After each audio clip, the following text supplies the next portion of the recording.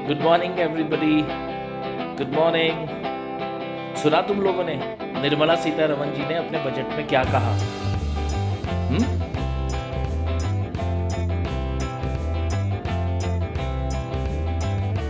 Thank you Nirmala Sitharaman ji, thank you very much.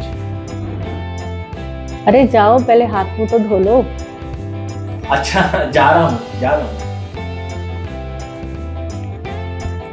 तू तो travelling के वीडियो बनाता था भाई, अचानक ये थैंक यू सीतारमण जी कैसे? अरे यही तो बात है, हम ट्रैवलर्स लोग कितना खुश हैं, ये तुमको क्या पता। अच्छा, वो क्यों? बताता हूँ कि हम मिडिल क्लास फैमिली हैं या नहीं है। बिल्कुल है ना। तो फिर जब हम मिडिल क्लास फैमिली हैं तो हमारे जैसे भारत में तो करोड़ों लोग हैं मिडिल क्लास फैमिली में। बिल्कुल है ना। तो अब क्या फायदा हुआ है, तो भाई जब हम घूमने जाते हैं तो कार में पेट्रोल भराना पड़ता है। बाहर खाते हैं तो खाने में खर्च होता है। होटल में रहते हैं तो होटल में पैसा देना पड़ता है। बिल्कुल। और अगर कोई नई कार खरीदेगा तो उसे पैसा खर्च करना होगा या नहीं करना होगा? तो इसमें नई बात क्या है भाई? बताता हूँ, यही तो बताना है नई बात क्या है। क्योंकि नई बात बहुत से लोगों को तब भी पता नहीं होती जब नई बात पुरानी हो जाती है। क्या मतलब? समझाता हूँ। पहले पुराना टैक्स स्लैब समझ लीजिए अच्छी तरह। 3 लाख तक इसमें 0% टैक्स पड़ता था। 3 लाख से 6 लाख तक 5% टैक्स पड़ता था। 6 लाख से 9 लाख तक 10% टैक्स पड़ता था। और 9 लाख से 12 लाख तक इनकम पहुंचती थी तो 15% टैक्स पड़ता था। और 12 लाख से 15 लाख पर ये 20% हो जाता था। अगर 15 लाख से आपकी आय अधिक होती थी तो ये 30% पर पहुंच जाता था। और यही व्यवस्था 31 मार्च तक बनी रहेगी। अब नया टैक्स स्लैब आपको जल्दी से समझा दूं। 12 लाख तक अगर आपकी आय है तो आपको कोई भी टैक्स नहीं पड़ने वाला है, ये शून्य है। अगर इसमें स्टैंडर्ड डिडक्शन भी जोड़ दिया जाए तो 75,000 रुपये का स्टैंडर्ड डिडक्शन है। और तब आपकी आय अगर 12,75,000 रुपया होती है तब भी आपको कोई टैक्स नहीं पड़ने वाला है।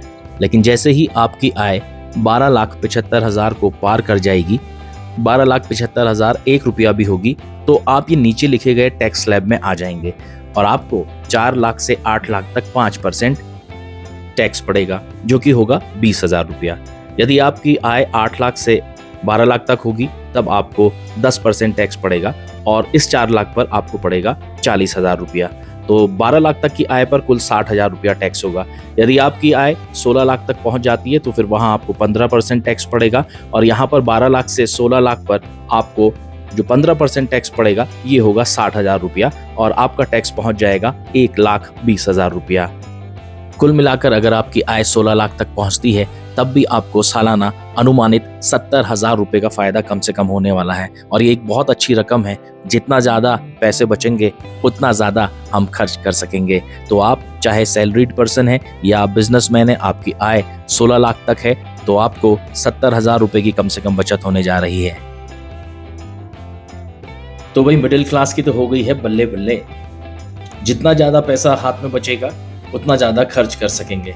और मेरे जैसे ट्रैवलर के लिए तो ये बहुत ही खुशी की बात है। नए नए ट्रिप पर जाऊंगा, आप लोगों के लिए नए नए वीडियो लेकर के आऊंगा। तो भैया अपनी तो निकल चुकी है गाड़ी, आपकी भी गाड़ी खुशी खुशी चलती रहे। लगता है इसका इंतजाम हो गया है।